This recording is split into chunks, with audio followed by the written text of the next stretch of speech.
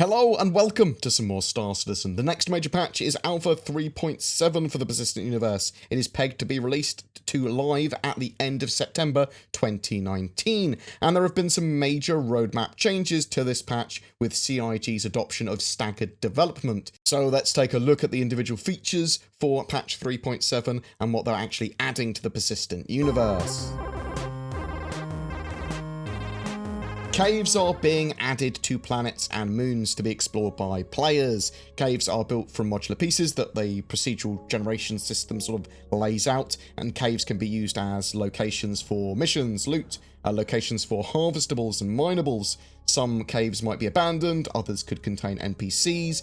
Caves can have multiple types of entrances, from sinkholes to crevasses to more traditional cave arches, like holes in mountain sort of sides. There should be ways to both enter and exit a cave, sometimes from the same area, but it will be ways to exit. You're not just going to get trapped in there is the idea. There's also going to be ways that you should be able to traverse between each of the sections in a cave, and caves can be pretty big. Although generated with procedural tools, devs still pick which generated cave is used after they generate them. They can also easily tweak them and change little bits of them where possible to make them as sort of refined and appropriate as possible. This release has rocky caves, but there's going to be more cave types and modular pieces added in the future. They are also adding FPS and mining, allowing players to use a multi-tool to mine small deposits while on foot or in EVA mode. You'll be able to buy a multi-tool equipped with a mining attachment and then find small deposits of minerals and commodities in caves, on the surface of planets, and even in asteroid fields. Once activated, you can then use the multi-tool to fracture and collect highly valuable shards to sell for profit. I suspect in the future this is going to be one of the many ways that we can actually help mining ships, or use this sort of like feature to help survey areas, so you can find more valuable mineable clusters and then get a ship to come in and nom them all up. Also, we know that there's some interesting ways that you're going to be able to sort of mine quantum travel fuel. It might be a solid now, and there might be ways of finding that when you're on foot, but again, that's slightly further out. It also, at this stage, is going to allow access for players to make some alpha UEC from finding rare materials in hard-to-get areas like caves without having a mining ship, but you will need to buy a multi-tool. Human AI Combat V2 and some other AI tech is being implemented to improve the player PvE experience with more modular combat behaviors, and then that's going to be specific for fighting humanoid NPCs, which is all we've got in the game at the moment anyway. They are updating how AI react to the initial stimuli of seeing an enemy or hearing a sound, and how they sort of like go off to search for whatever is causing that sound. Did they hear someone screaming or bullets? Well, they're going to react slightly differently to hearing just footsteps. This is going to be then all systemically driven, and then the AI are going to transition between behaviors from their otherwise scheduled activities like patrolling. So they'll be walking around and then they hear something and then they react to it appropriately. Also, the combat behavior is being refactored to include multiple types of tactics that can be evaluated and selected according to any given situation. I believe that we're going to have AI be able to use sort of cover a bit more sensibly and stuff like that. For ships, there is AI Dogfighting Combat V2 as well here.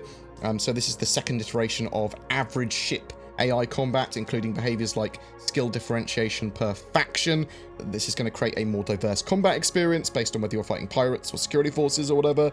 Basic improvements will also include smart selection of targets for the AI, which provides a more realistic reaction to player actions. These combined AI tasks should have combat AI in Alpha 3.7 in a much more active and interesting, engaging state.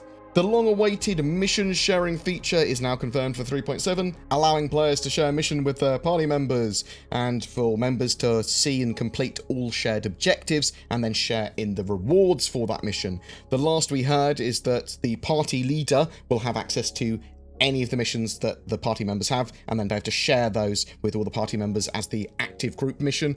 There may be some parts of specific missions that need to be completed by the original mission taker. An example previously given was if you're taking like a race mission, or you've got a mission where a particular item needs to get somewhere, then you actually have to get that item there. You have to get that player. If it's a race, you have to get that player across the line to complete that. Other team members are going to be able to deliver boxes, though. They are going to be able to deliver items and kill sort of targets, so from bounties and that sort of stuff, and that will count as you completing that task rather than failing it. It's a much better system for, you know, being able to play the game in a group. Personal commodity inventory seems to be the new name for physical inventories and may represent a light version of that feature at this stage. It introduces a personal inventory that allows players to store various commodities, including items bought from kiosks or stores, and harvestables discovered in the environment. This is going to be things like backpacks, pockets, and attachment points for storing various items. You're going to be able to grab sort of like fruit and stuff off trees and bushes. They are adding the harvestable system in at this stage as well, so they are going to be items that spawn on trees and bushes, interesting gatherables from the environment, and players will be able to pick those items up and then either sell them, consume them, or otherwise use them in some way. There's ship rentals now as well, so ship rentals were going to be in 3.6's branch, but they are now confirmed in 3.7's. This enables players to rent ships from selected stores for limited periods of time at an affordable amount of alpha UEC. We don't know exactly how long you'll be able to rent each ship for, but it will be a range between 1, 3, 5, and 7 days, they sort of said. Whether we're able to select what time period that is in the first iteration or not is another story. Ships will act as your own when they're being rented in regard to you reclaiming them and any changes that you make. They are making improvements to hover mode with Ifcs proximity assist.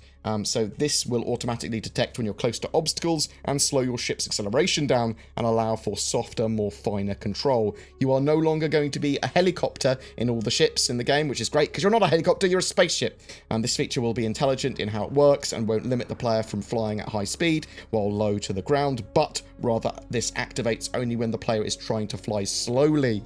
The player will be able to turn this off if they desire, and the idea here is that, yeah, you're not a helicopter anymore. It should hopefully fix a load of the problems I had with hover mode, because on paper, this is exactly what I wanted from hover mode. If I am flying slowly, then make sure I'm flying very slowly but very precisely, so I can't just easily disengage at will. If I'm fighting a ground target, I have to think about engaging it. I have to slow down. I'm not just air superiority just beats everything full stop, even though that might be appropriate in the future. It is a game. We have to have gameplay that is fun and balanced, so ground defenses and that sort of stuff can be used against ships and that sort of stuff. There's going to be the Vanguard variants, the Harbinger missile/torpedo focused ship and the Sentinel e-warfare focused ship. They're both still in 3.7. We also have the Banu first ship we're going to have in the game, the Banu Defender. This is going to be the gold standard for Banu ships and help the merchantman develop once it's released, and any other Banu ships they make, and as well as, I suppose, Banu cities and architecture and that sort of stuff. There are more weapon attachment additions as well landing here, with suppressors, compensators, and underbarrel gadgets being added to the range of scopes that we already have. This will allow for the customization of player FPS weapons in real time as well. There is a couple of weapons also being added, the HB Salvo Frag Pistol for FPS and the Chronic FL-33 laser cannon for ships. They are adding Bounty Hunter armor sets to purchase and wear in game. NPCs can make use of these items too. These are not as anarchic as the sort of like shipjacker armors that are a bit crazy. These are more intimidating and cool, more clean, I suspect, as well. The character customizer is also getting updated with new features, so it's going to have a better user interface, more functionality. You should be able to create a wider range of character faces more easily and more precisely as well. And that's sort of it for Alpha 3.7 at the moment. We could potentially have a few extra bits and pieces make it in. They are working out where a few features will currently land, and they will update us when they know more. CIG also seem very happy to add a straight to flyable ship or vehicle where possible that don't appear on the roadmap, and we are still going to see features that don't appear on the roadmap, or not see features that don't appear on the roadmap. You know what I mean? There's sometimes going to be a special little, aha, and we've added this as well, or this was a minor thing, but so we didn't have it on the roadmap. So you'll still see stuff like that throughout the patches, although 3.7 is a little light for a major patch due to this sort of like new staggered development. CIG are sort of like still getting in some extremely good features here for gameplay, especially FPS mining, harvestable stuff, mission sharing, ship rentals, caves. It's a lot of busy work and gameplay to keep groups and players engaged in exploring, running missions together, and finding loot. And if they can get the game stable, functional, and with these features a little bit more addictive, then I think it will be a very solid patch. But it does depend on how playable and accessible that patch is. But what do you think? Are you excited for Alpha 3.7? And if so, which of its features do you like the idea of? Do you think CIG will make their end of September deadline, as they've now suggested they are able to, more readily with staggered development? Do you think 3.7 will be more stable and playable than previous patches? Whatever your thoughts, I'd love to hear from you in the comments below. Every month we have a giveaway. For August, we are giving away a Drake Corsair bundled with an 8-inch Fire tablet and 12 months of Game Glass. Game Glass makes software allowing you to turn touchscreen devices, like tablets and mobiles, into immersive controllers for Star Citizen. But not just Star Citizen, Elite Dangerous is getting support next, and there's plans for lots more games to support this. You can use Game Glass for free, but there are paid options as well, giving you even more functionality. Please follow the links down below to get more info or to download. I'm still also shilling for NordVPN. If you're looking for a VPN, they are very cheap and have many benefits over free services. They help protect you and your privacy online, but it also makes it easier to access various websites as well. And there's Shadow 2, giving you remote access to a Windows 10 gaming PC of your very own, so that you can effectively turn any appropriate device, your smartphone, a computer, a laptop, whatever, into this much more beefy machine. Subscription cloud services, in my opinion, are the way forward, and for some are going to be very appealing instead of sort of maintaining their own PC. For all of those, please follow the links below or use the code BoredGamer to get a discount. A massive thank you for watching. Please consider liking and sharing this content, as well as pressing the bell icon to get informed when a video goes live. Consider Patreon or becoming a YouTube member too if you'd like to further support the channel. Thanks for watching, guys. Please take care, and I'll see you in the verse.